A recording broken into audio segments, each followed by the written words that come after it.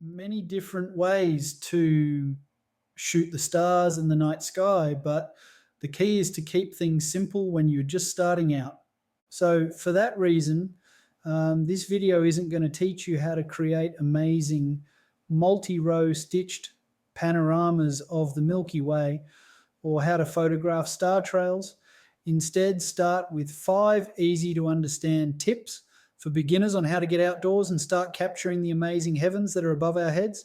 Must have gear for shooting the stars. Tripod, as you'll need to be able to take long exposures with shutter speeds of up to 30 seconds to capture stationary stars.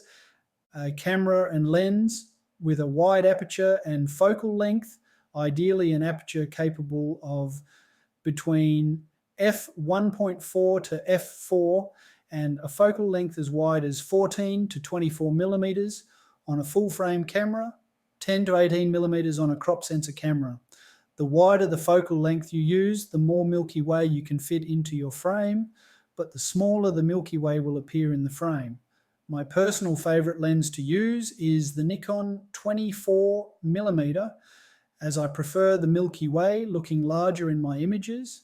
You need a torch or head torch, it's dark out there. The PhotoPills app, this will help you figure out where the Milky Way will be in the sky at your location and the time you want to shoot.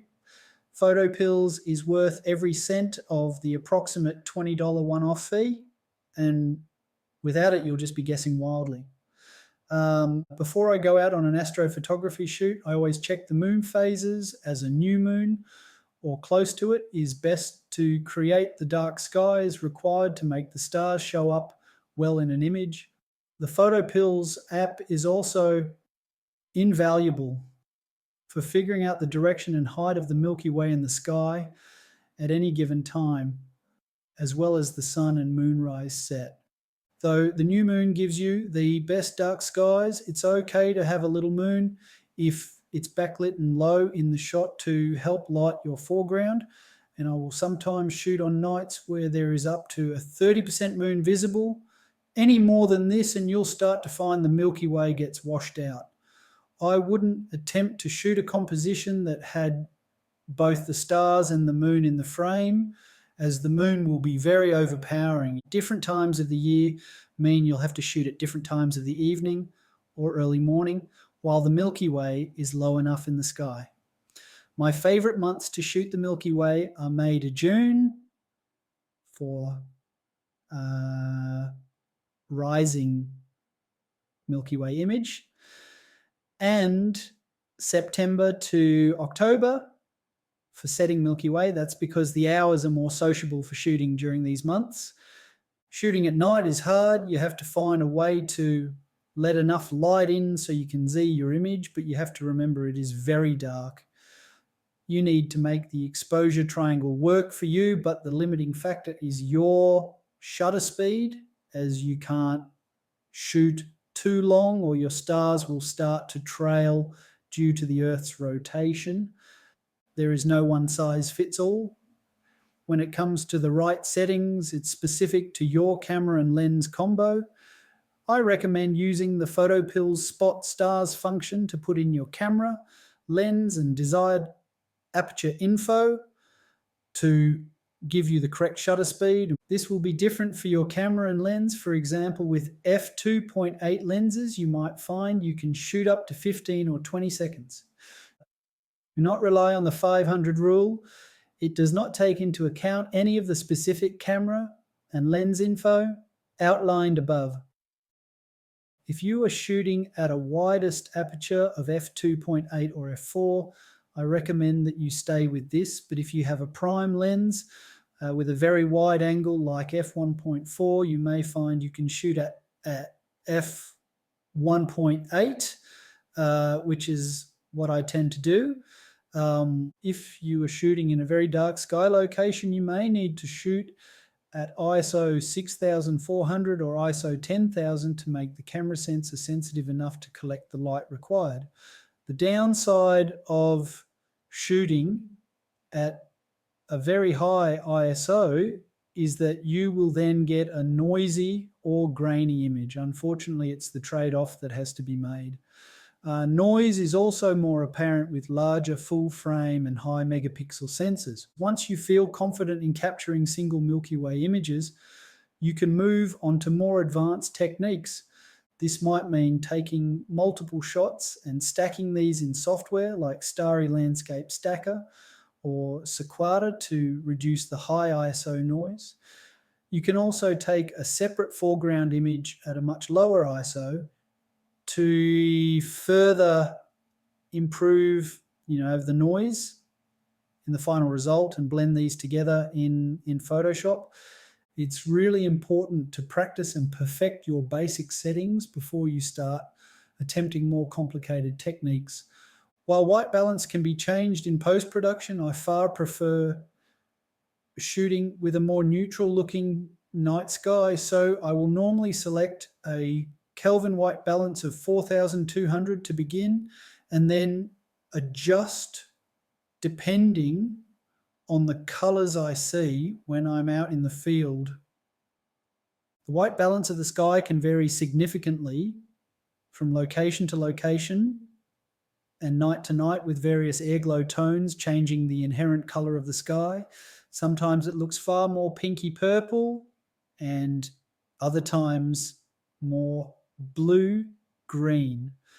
I usually try to keep my white balance in my camera images somewhere between 3600 and 4200. Getting your stars in focus can be the hardest part of the whole process, but don't despair. Here are some easy steps to follow. Change your camera to manual. Turn your focus ring and using your magnify function. If you have live view, magnify on a bright star in the sky. It doesn't matter if this star isn't going to be in your shot, as you can move your camera into position once you're focused. Bright stars are much easier to use as a guide. Turn your focus ring in and out and watch the star come in and out of focus.